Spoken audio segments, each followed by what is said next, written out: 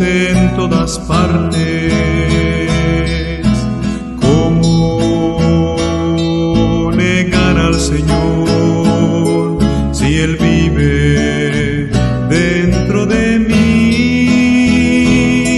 No lo puedo negar y lo quiero gritar, porque Él vive y está aquí. No lo puedo negar si Él me vino a salvar. ¿Cómo negar al Señor si Él puso vida en mí?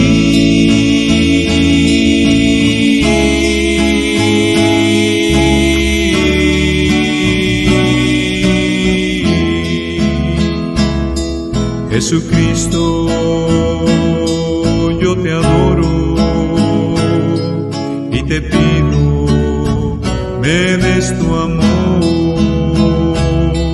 Ya no quiero yo fallarte. Toma mi vida, mi voluntad. No lo puedo negar y lo quiero gritar, porque Él vive y está aquí. No lo puedo negar si Él me vino a salvar.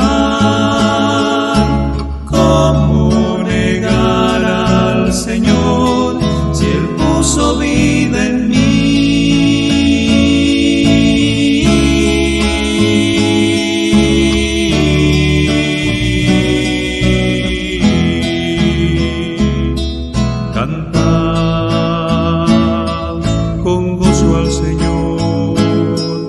Dios vivo, cantad con júbilo, confiad siempre en Él y seréis más que dichosos. Hoy le quiero alabar, hoy le quiero cantar, porque Él vive y está aquí.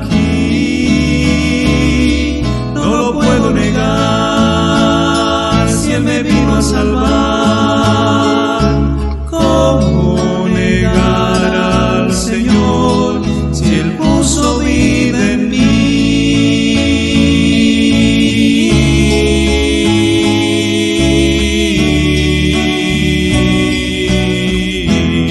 Si Él puso vida en mí.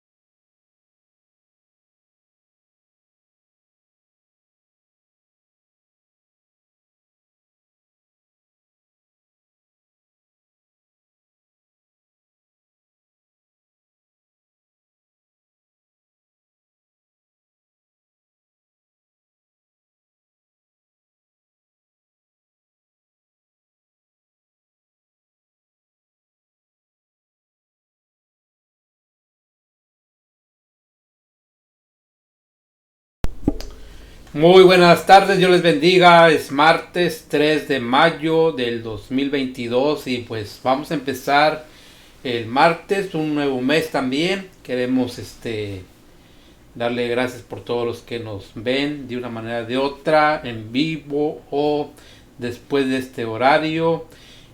Lo bueno que pues ustedes miran, escuchan y queremos de que sea de bendición en este espacio llamado Hombres de la Palabra. Hombres de la Palabra. Queremos iniciar con nuestro estudio y ya casi pues finalizando por último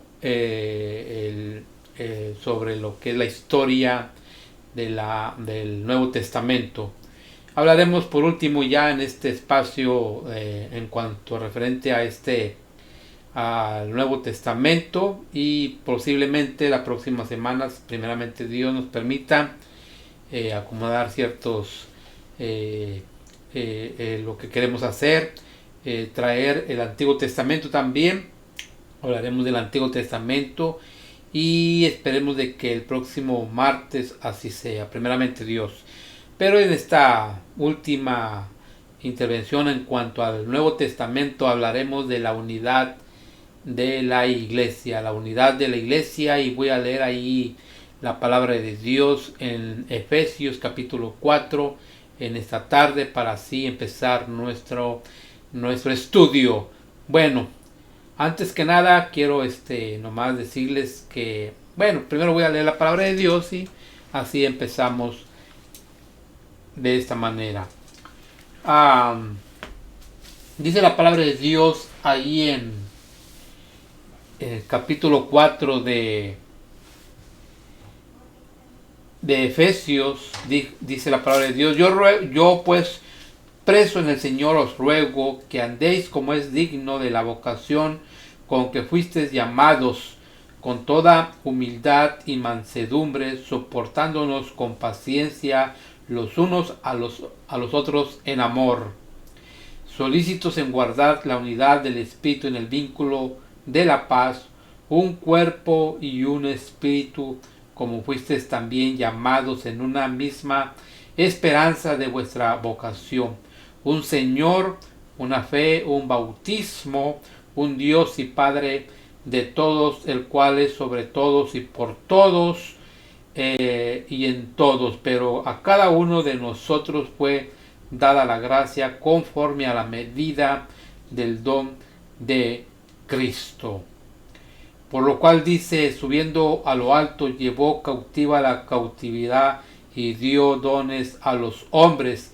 Y eso que descendió, ¿qué es? Sino que también había descendido primero a las partes más bajas de la tierra. El que descendió es el mismo que también subió por encima de todos los cielos para llenarlo todo. Y él mismo constituyó a unos apóstoles, a otros profetas, a otros evangelistas, a otros pastores y maestros, a fin de perfeccionar a los santos para la obra del ministerio, para la edificación del cuerpo de Cristo, hasta que todos lleguemos a la unidad de la fe y del conocimiento del Hijo de Dios, a un varón perfecto, a la medida de la estatura de la plenitud de Cristo, para que ya no seamos niños fluctuantes, llevados por cualquiera de todo viento de doctrina, por estratagemas de hombres para engañar emplean con astucia las artimañas del error, sino que siguiendo la verdad en amor, crezcamos en todo en aquel que es la cabeza, esto es Cristo, de quien todo el cuerpo, bien concentrado o concertado y unido entre sí por todas las coyunturas que se ayudan mutuamente según la actividad propia de cada miembro, recibe su crecimiento para ir edificándose en amor. Señor, gracias te damos en esta tarde. Solamente pedimos, Señor, que usted nos guarde, nos ayude en cada lugar donde estamos congregándonos. Nada más, Señor, que podamos, Señor, hacer lo que tenemos que hacer, Señor, para tener ese vínculo de la unidad entre los hermanos como iglesia, Señor, y podamos trabajar aquí en la tierra, Señor. Perdona nuestros pecados también, Señor. Ayúdanos, Señor, en esta tarde. Guárdanos, Padre Santo, de todo lo malo, Señor. Y en esta tarde, noche ya también te rogamos por tu ayuda. que tu Espíritu Santo sea el que hable y nos enseñe. Gracias una vez más en el nombre de Cristo Jesús. Te damos gracias. Amén. Bueno, pues vamos a empezar nuestro estudio primeramente aquí con la palabra de Dios. Vamos a estar leyendo la palabra de Dios en esta tarde y nada más quiero empezar con acerca de lo que dice la palabra de Dios en esta tarde noche para que podamos seguir adelante. Bueno, hablaremos acerca de la unidad de la iglesia, pero voy a leer primeramente el Salmo 133, 1. Salmo 133.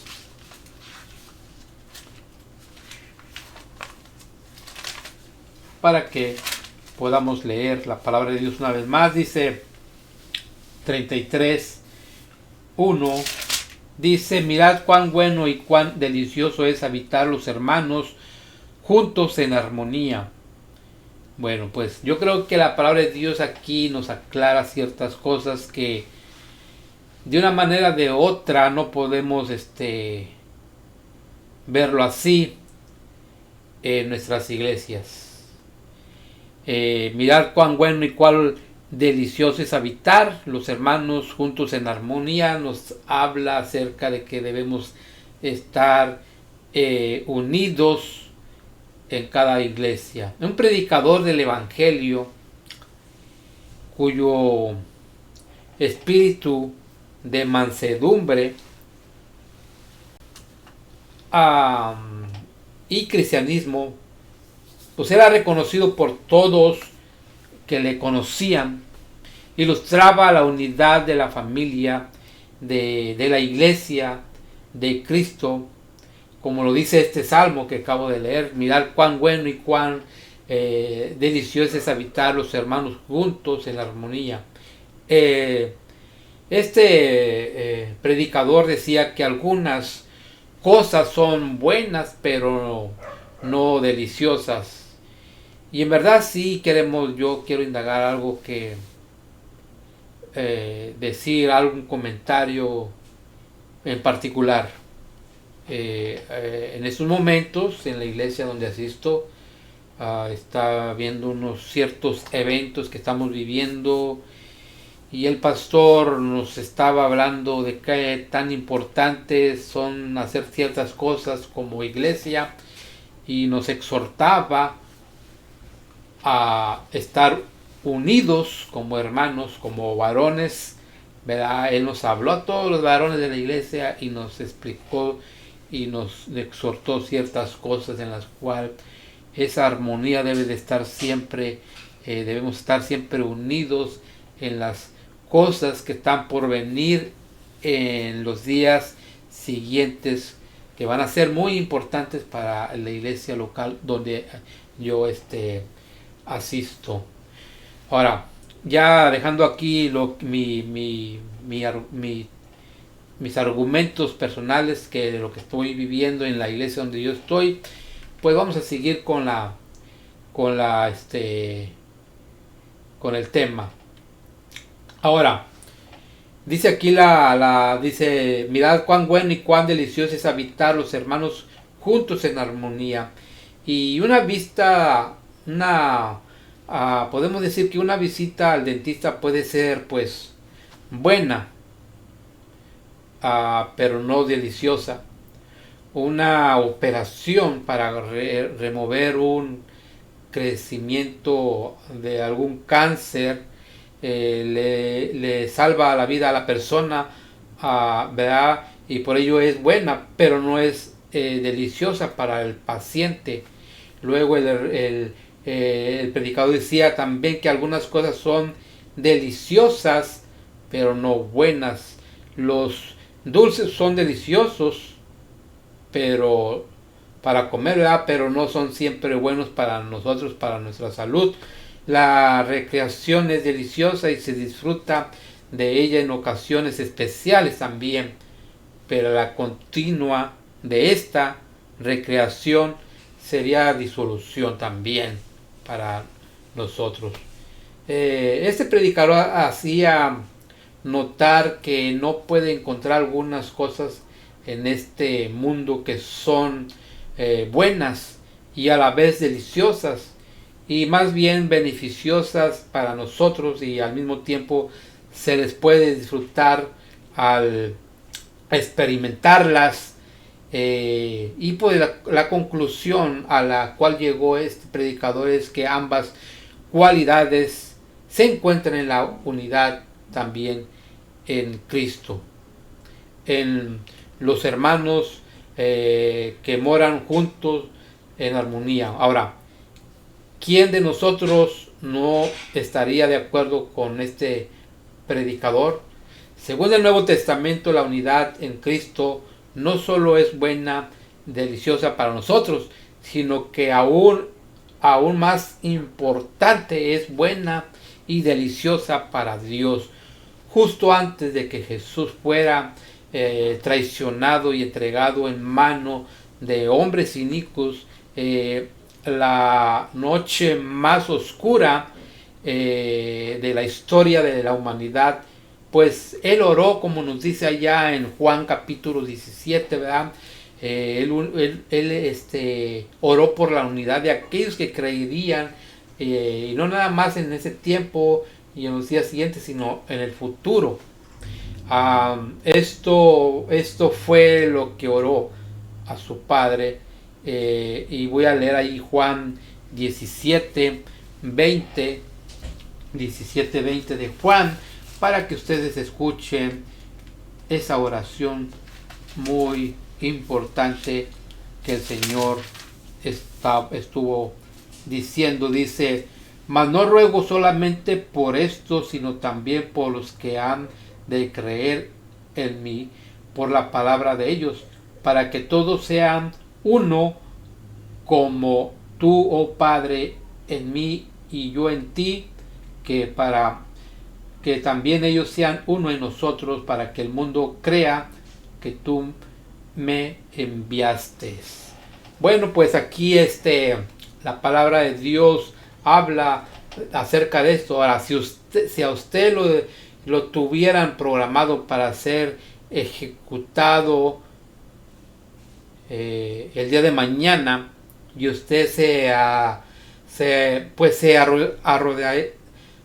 pondría de rodillas a orar esa noche antes de que se ejecute tal situación, que se le cumplieran sueños triviales sin importancia, pues no oraría más bien pidiendo por lo que más ha querido usted, y lo más importante de las aspiraciones que hay en el mundo para usted, ¿verdad? Ahora podemos ver ahora cuando valoró Cristo la unidad aquí en esta oración, cuando leemos la oración de que él rogaba para tal unidad. La noche antes de que fuera también pues crucificado, la unidad de los creyentes debió haber sido también el más querido, el más importante de los anhelos del corazón de nuestro Señor Jesucristo. De lo contrario, no hubiera orado pidiendo por ella la noche antes de su muerte. Ahora, cuando Pablo le escribió a aquella iglesia terriblemente dividida que estaba en Corinto, una iglesia pues plagada por numerosos problemas y debilidades, pues lo primero que hizo fue un poderoso llamado a la unidad, como dice ahí en 1 Corintios 1:10, ¿verdad? Quiero leerlo. 1 Corintios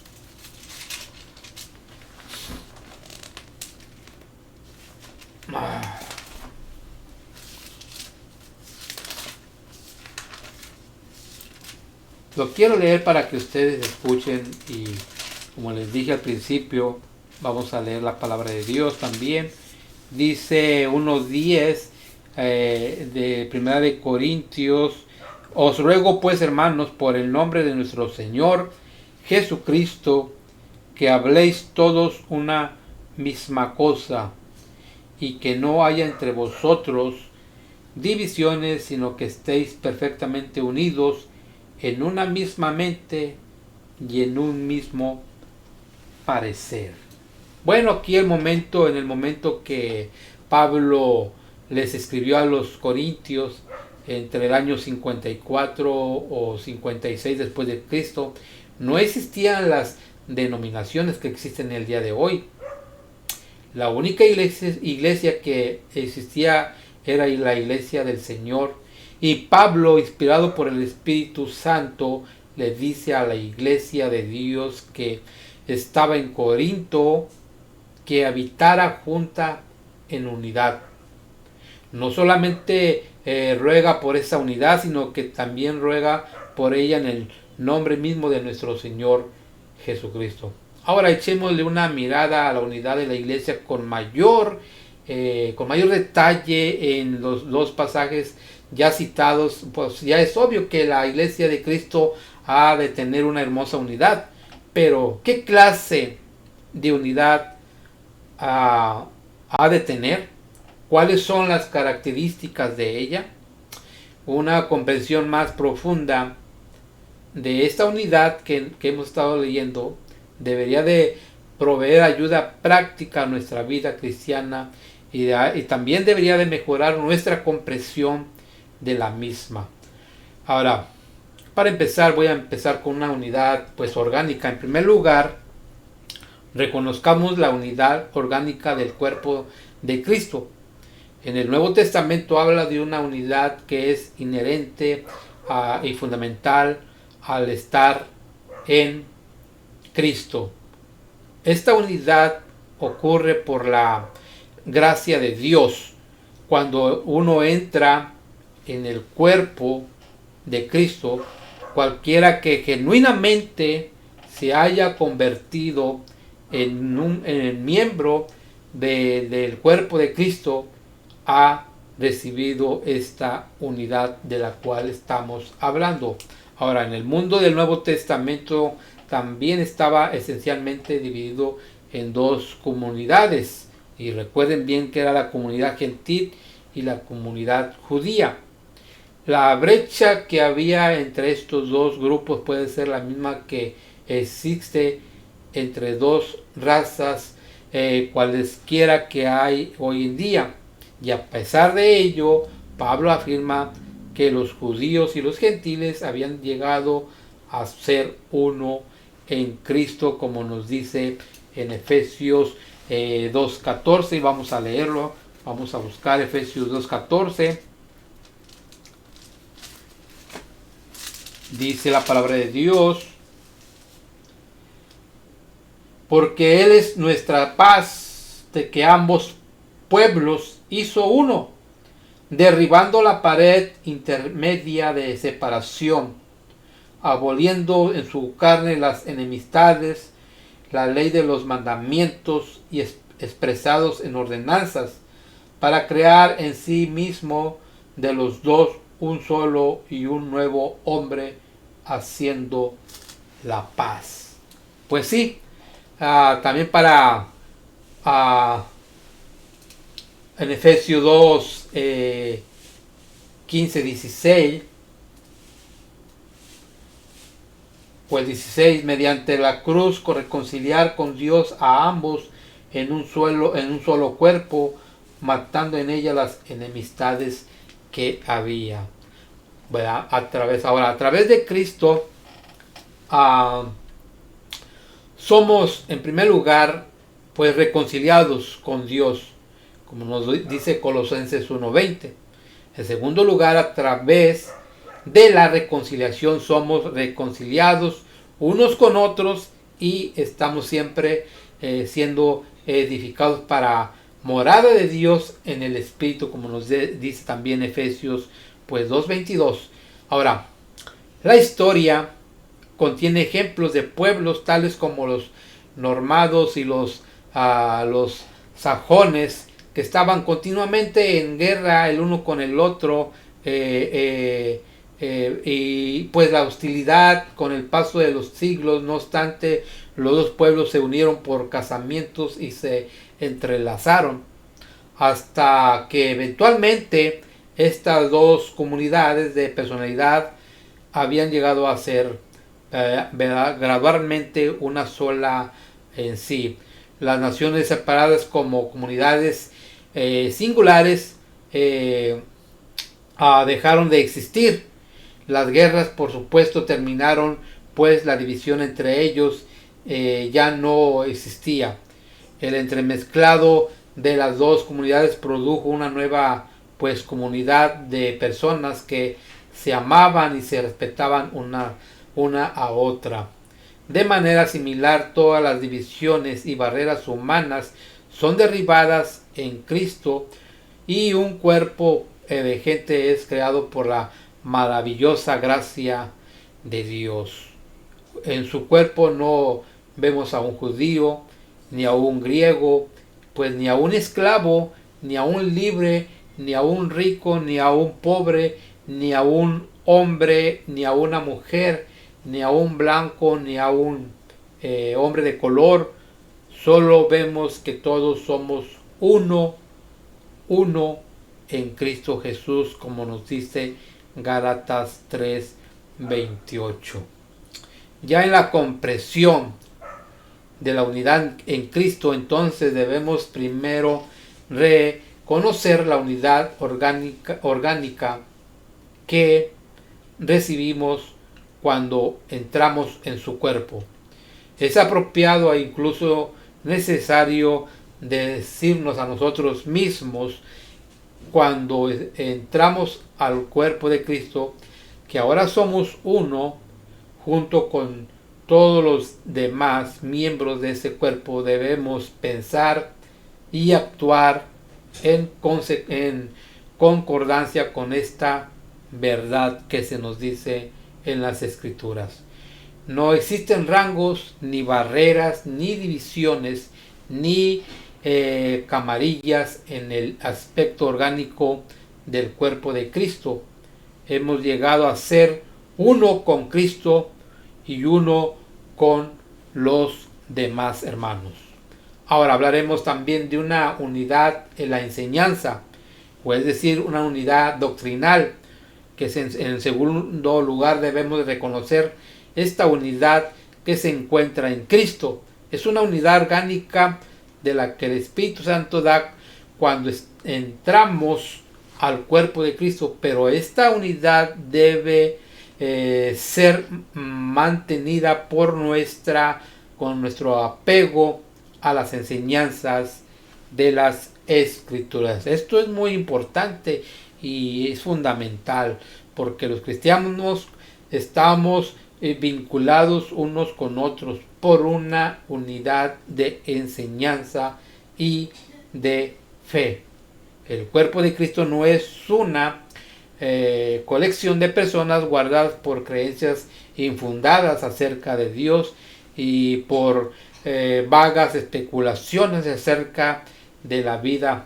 Ahora, cuando Pablo comentó la unidad de la iglesia de Cristo, cuando instó a los cristianos a preservar la unidad en el espíritu, en el vínculo de la paz, él mencionó más o menos unos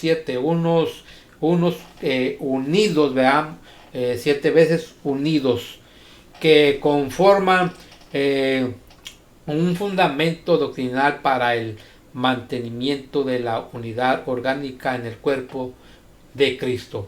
Esto fue lo que dijo el apóstol Pablo allá en Efesios 1:22. Lo vamos a leer. Dice: y sometió todas las cosas bajo sus pies y lo dio por cabeza sobre todas las cosas a la iglesia, la cual es su cuerpo, la plenitud de aquel que todo lo llena en todo. Vean, ahora, el cuerpo que el cual Pablo escribió es el cuerpo espiritual de Cristo de la iglesia. El espíritu es el tercer miembro de la deidad. el cual nos dio la revelación de las Escrituras, y la única esperanza es la esperanza eterna, la cual rodea el corazón de todo cristiano por medio del Evangelio. El único Señor es Cristo, el Hijo del Dios viviente, el único que murió también por nuestros pecados, que resucitó para nuestra justificación. La única fe, la creencia en Cristo y en su palabra, la fe que es engendrada por el testimonio de las Escrituras, como nos dice Romanos 10:17. El único bautismo es el mismo que Cristo ordena en la gran comisión y que estará vigente hasta el fin de la era cristiana, como nos dice Mateo capítulo 28, 19, 20. El único Dios es el Dios eterno, aquel que es el creador y sustentador de la tierra. El único verdadero Dios viviente. Esto fue lo que se dijo acerca de esos 7 menciones de los unos. Estos hechos finales y inalterables pues existen y exigen también, ya sea que se les repudie o que se les acepte. Ahora, no hay otra reacción posible a un hombre que rechaza a uno de ellos. No se podrá considerar pues un cristiano a sí mismo. La unión, escuchen bien, la unión es una cosa, pero la unidad es otra. La unión puede lograrse por la cohesión, pero la unidad solo se puede hallar en la devoción. La unión se puede crear atado de 2 personas juntas con cuerdas, pero la unidad solo se puede sobrevenir cuando los corazones son atados con la fe y el amor. Esto es lo que los predicadores decían, los predicadores pioneros de aquellos tiempos. Uno puede tomar 2 animales, 2 gatos, amarrarlos por la cola y acomodarlos sobre un tendedero de ropa, y con ello obtendrían unión, pero no la unidad. La gente de mente y de voluntad dividida puede experimentar algún tipo de unión, pero la gente solo puede convivir en un mismo parecer mediante el hablar de las mismas cosas y el estar en un pensamiento y juicio. Pablo no solo rogó por la unidad allá en 1 Corintios 1:10, sino que también especificó el tipo de unidad por el cual rogó, ¿verdad? Una unidad de acuerdo, sin divisiones, completa en mente y parecer. Esta clase de unidad solo ocurre mediante la sumisión a la voluntad de Cristo. Ya en Hechos capítulo 2, en el día que fue el día del Pentecostés, cada persona se sometió al mensaje del Espíritu que fue presentado por los hombres inspirados, y esta sumisión resultó en una unidad doctrinal. Y puedo leer ahí en Hechos capítulo 2, donde nos dice lo siguiente acerca de lo que estamos hablando en esta tarde.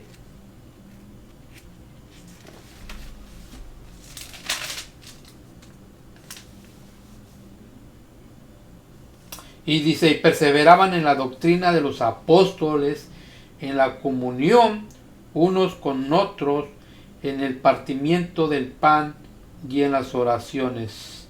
Esto es lo que también decía de esta manera: y sobrevino temor a toda persona, y muchas maravillas y señales eran hechas por los apóstoles. Todos los que habían creído estaban juntos y tenían en común todas las cosas. Es comprensible pues que Pablo les escribiera a los hermanos que estaban en Filipos lo siguiente: pero en aquello a que hemos llegado, sigamos una misma regla, sintamos una misma cosa, como nos dice Filipenses 3:16. Ahora entraremos a una unidad práctica, que es, en tercer lugar, una unidad práctica es la que debe caracterizar al cuerpo de Cristo. La unidad orgánica que se da por el Espíritu Santo cuando entramos a Cristo debe mantenerse, no solo mediante el apego de cada miembro a las enseñanzas de las Escrituras, sino también mediante la adopción por parte de cada miembro de un enfoque práctico de sentido común al convivir unos con otros en un solo acuerdo con Cristo. Pablo exhortó a los hermanos de Filipenses a manifestar la actitud de un vivo estar juntos. Esto fue lo que les dijo allá en Filipenses. Vea, voy a leerlo, voy a buscar Filipenses, que se me viene ahorita a mi mente.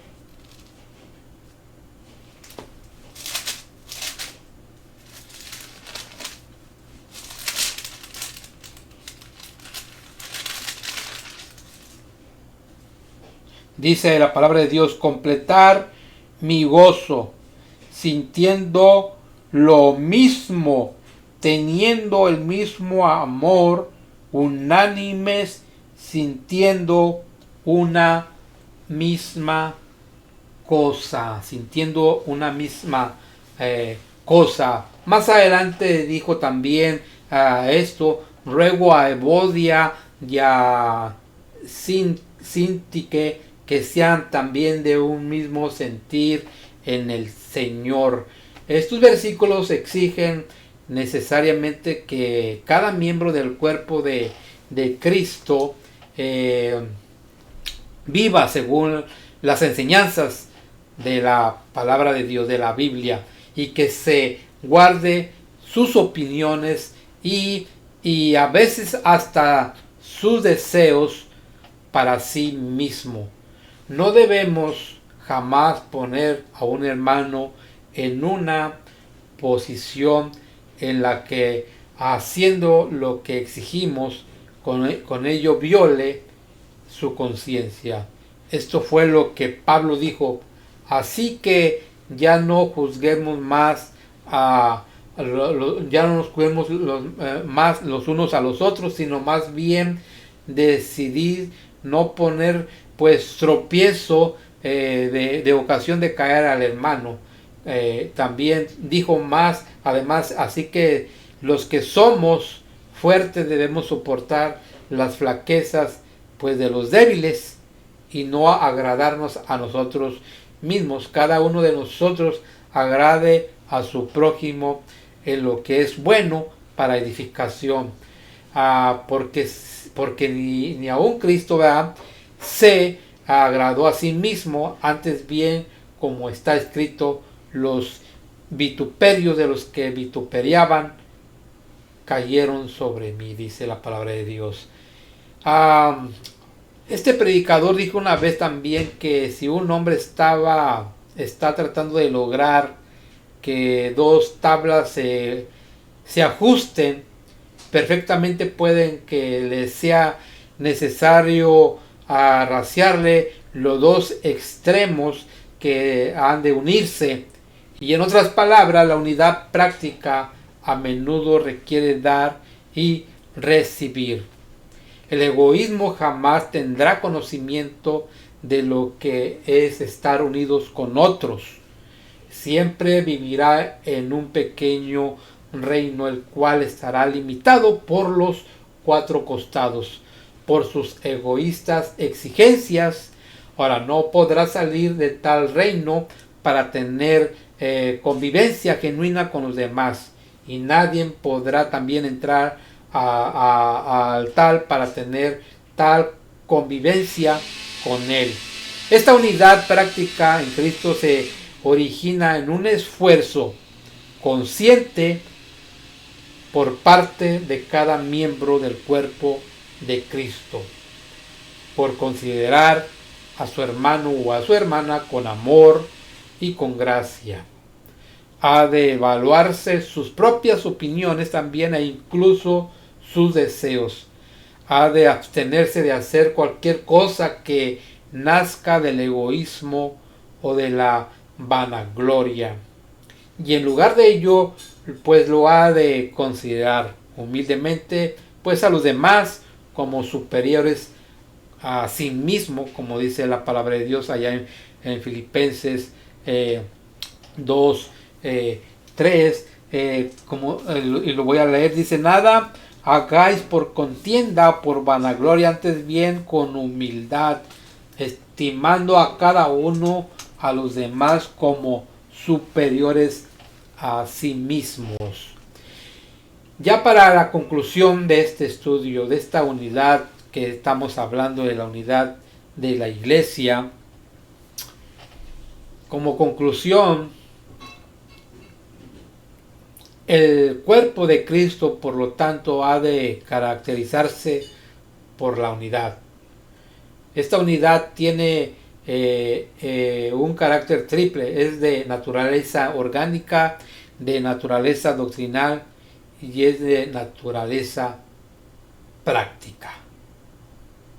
La unidad orgánica, que proviene mediante la gracia de Dios en el momento de la entrada al cuerpo, y se mantiene y se experimenta mediante una unidad doctrinal, y también debe ser práctica, la cual resulta de una dedicación consciente a las enseñanzas de las Escrituras y a la vida espiritual de otros miembros del cuerpo de Cristo. Dios busca la manera de llevar toda la resonante discordia de su mundo a una armonía, unidad en Cristo. Voy a leer Colosenses. Dice la palabra de Dios, Colosenses